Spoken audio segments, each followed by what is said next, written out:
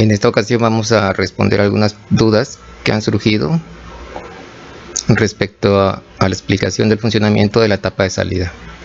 Algo muy importante aquí es que yo estoy usando componentes extra que generalmente no vemos en una etapa de salida ya integrada en un amplificador, y es porque le estoy haciendo funcionar de forma independiente. Si yo eliminara estas resistencias del circuito, el circuito de vías que tenemos aquí no estaría recibiendo corriente ni del lado positivo ni del lado negativo, y entonces no tendríamos voltaje en las bases de los transistores. Lo único que tendríamos aquí sería la señal de audio que viene desde la fuente de señal, pero el voltaje de vías en las bases sería automáticamente cero. Vamos a probar y vemos que la distorsión de cruce es muy elevada, y eso es porque no existe un voltaje de vías en las bases de los transistores, ya que el circuito de vías deberá estar energizado, y para eso estamos utilizando estas resistencias. Vamos a conectarlas otra vez, y en este momento el circuito de vías ya se energiza y puede proporcionar un voltaje a la base de nuestros transistores. Ejecutamos nuevamente y vemos que la señal ya no tiene la distorsión de cruce por cero, porque nuestro vías ahora está funcionando correctamente. Otro componente que parece extraño aquí son los capacitores de acoplamiento, y repito, como en esta ocasión estamos haciendo trabajar la etapa de salida de forma independiente, es necesario que desacoplemos el voltaje DC de nuestra fuente de señal. Podríamos usar solo uno y aún así el sistema funcionaría correctamente. Aquí vemos que la señal es sin distorsión, sin corrimiento, pero en este caso hago uso de dos capacitores para evitar que la señal de audio interfiera con el circuito de vías. Al colocar los dos capacitores es como si colocáramos un puente de corriente alterna a través de nuestro circuito de vías. Otra pregunta que surge es cómo sería si quiero usar MOSFETs. Los MOSFETs tienen un funcionamiento muy similar que los transistores, con algunas características un poco diferentes. Aquí tenemos el circuito de cómo quedaría si nosotros quisiéramos usar MOSFETs en lugar de transistores. Lo primero que observamos aquí es que no tenemos transistores drivers, y eso sucede porque los MOSFETs no absorben corriente en su compuerta. Y recuerden que la razón por la cual agregamos nuestros drivers era por la corriente elevada que se necesitaba en la base de los transistores de salida. En este caso la corriente es pequeña y no es necesario hacer uso de drivers, aunque hay quienes sí suelen utilizarlos, pero no es muy necesario. Lo que sí es necesario en algunas ocasiones, sobre todo si se utilizan cables largos para conectar nuestros MOSFETs al circuito excitador, es utilizar resistencias en su compuerta. Eso evitará oscilaciones en nuestra etapa de salida. Con una resistencia de 220 ohms es suficiente. El circuito de vías se modifica un poco, ya que el voltaje que vamos a necesitar en nuestras compuertas es más elevado que el voltaje que se necesita en la base de los transistores. Una solución es agregar un diodo en serie con el emisor y aumentar el valor de nuestro potenciómetro. En este caso le he aumentado a 4.7 kilos, cuando el de los transistores era de 1 kilo ohms. Su funcionamiento va a ser muy similar. El transistor se va a colocar en el mismo disipador que los MOSFETs. El diodo no es necesario que se coloque junto a ellos. El voltaje o la forma en que vamos a medir nuestro vías va a ser de forma muy similar a como lo hicimos con los transistores. Vamos a colocar nuestras puntas entre las terminales de una de las resistencias de 0.22 preferentemente la positiva, es decir, la del transistor NPN, y vamos a mover nuestro potenciómetro hasta tener 22 milivolts en esta resistencia. En este caso ya lo he colocado y aquí tengo 22 milivolts. Esto asegura una corriente aproximada de 100 miliamperes por cada MOSFET. Si vemos su señal de salida, vamos a ver que no tenemos distorsión de cruce. Y la corriente que están absorbiendo los MOSFET es aproximadamente de 1.5 microamperios. Como ven, los transistores absorben miliamperios y los MOSFET están absorbiendo apenas 1.5 microamperios. Esa corriente la puede proporcionar nuestra fuente de señal o cualquier amplificador de voltaje que quiera usarse como excitador para la etapa de salida.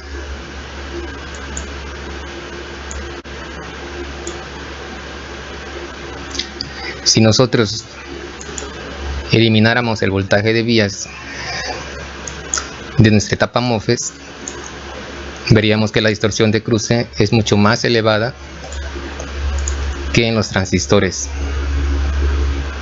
Aquí vamos a ver una comparación. Vamos a eliminar el voltaje de vías de nuestra etapa de transistores también, y vamos a comparar las dos salidas.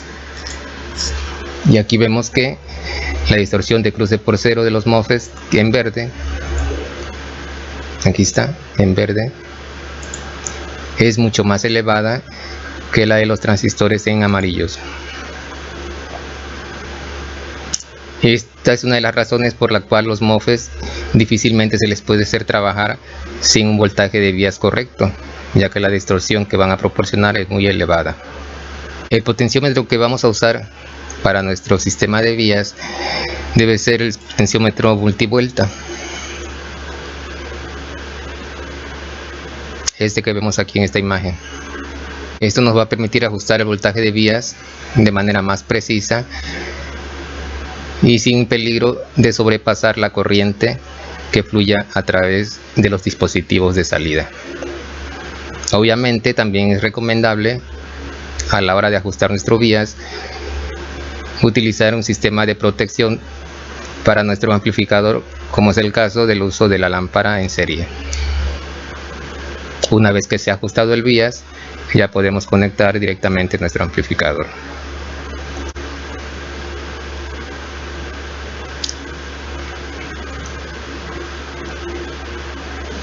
Otra recomendación respecto al potenciómetro que vamos a usar para establecer nuestro vías es colocarlo de tal manera que nuestra base y nuestro colector se pongan en corto cuando giramos nuestro potenciómetro todo en contra de las manecillas del reloj. Es decir, repito, colocar nuestro potenciómetro de tal manera que si lo giramos todo en contra de las manecillas del reloj, nuestra base con nuestro colector estén en corto, y de esta manera vamos a encender nuestro amplificador. Una vez que lo hemos conectado, monitoreamos nuestro voltaje en esta resistencia de terminal a terminal y empezamos a girar en el sentido de las manecillas del reloj.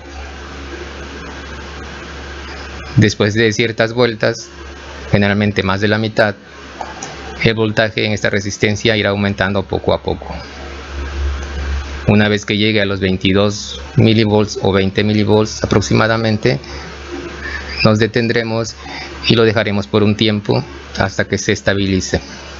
Si el voltaje baja o sube, lo volvemos a colocar en 20 milivolts.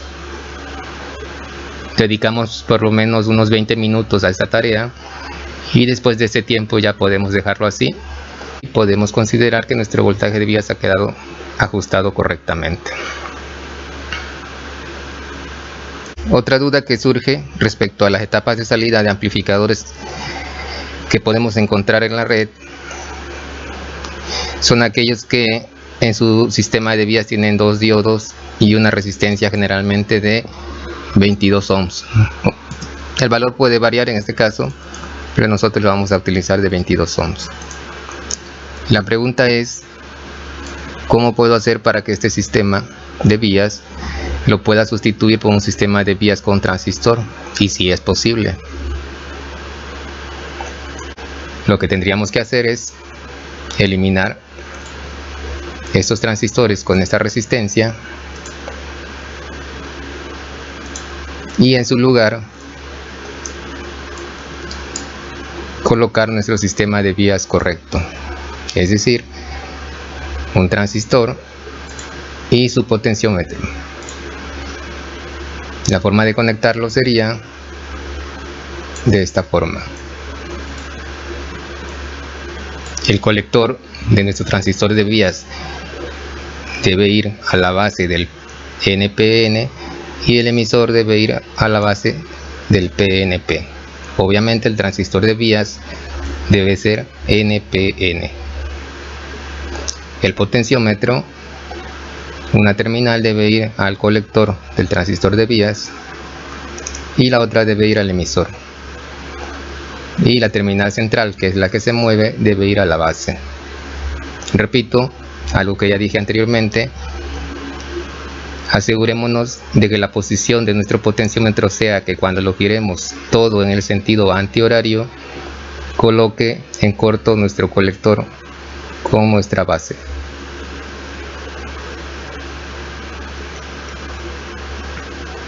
Una vez que hemos implementado este circuito,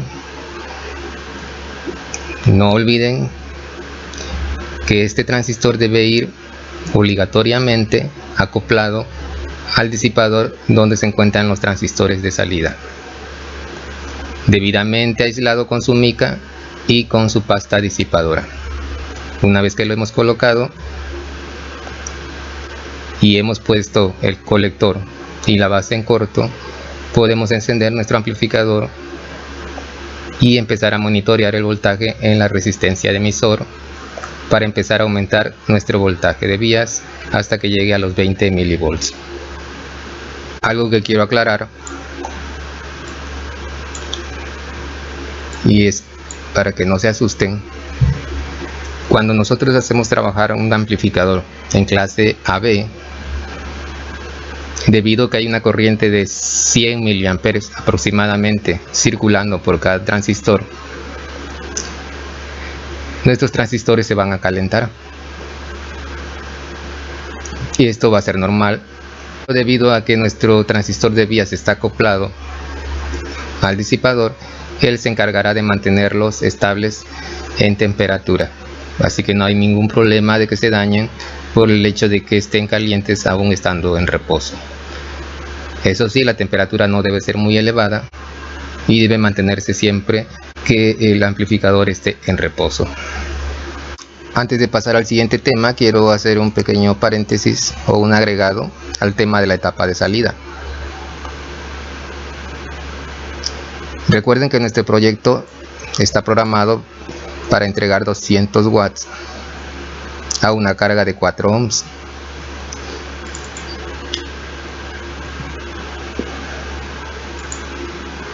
Un problema que tienen los transistores es que cuando la corriente a través de ellos es alta, su beta disminuye, causando distorsión de gran señal. Una forma de evitar o disminuir este problema es utilizar transistores en paralelo. Al utilizar transistores en paralelo, la corriente que va a circular a través de uno va a ser la mitad únicamente y el problema de la caída de beta se habrá disminuido. Es por eso que en caso de nuestro proyecto, nuestra etapa de salida va a hacer uso de 2 transistores en paralelo NPN y 2 transistores en paralelo PNP. Algo muy importante es que cuando hacemos trabajar transistores en paralelo, debido a las mínimas diferencias que hay entre sus uniones emisor-base, tanto en los positivos como en los negativos, suele pasar que solamente uno de ellos trabaje y el otro esté totalmente en reposo. Un solo transistor estaría trabajando toda la señal y de nada serviría haber agregado un segundo transistor. Una forma de evitar este problema es agregar resistencias de emisor en todos los transistores que se vayan a utilizar en paralelo. De esta forma, la corriente se distribuirá de forma equilibrada entre los transistores que estén conectados en paralelo. Así que no olvidemos colocar nuestras resistencias generalmente de 0.22. Entre más grande sea la resistencia, mayor será el equilibrio en la distribución de corrientes, pero con 0.22 ohms es más que suficiente. Las demás terminales, como es el colector y la base, se pueden conectar directamente sin problema. En algunos casos, algunos transistores o por el exceso de longitud en los cables de conexión, puede darse inestabilidad en los transistores de salida. En esos casos va a ser necesario colocar resistencias en sus bases de ambos transistores. Con una resistencia de 4.7 a 2.2 ohms será más que suficiente. Una vez que hemos conectado nuestros transistores en paralelo, hacemos trabajar nuestra etapa de salida y al medir la corriente vemos que se ha dividido a únicamente 5 amperes por cada transistor. De esta manera hemos disminuido la distorsión de gran señal que producía nuestra etapa de salida. En el caso de los MOSFETs, estos no sufren de este problema, no tienen problema con su beta, ya que realmente no tienen un beta. Sin embargo, en los MOSFETs tenemos un problema que no tenemos en los transistores, y es que los MOSFETs tienen una resistencia de canal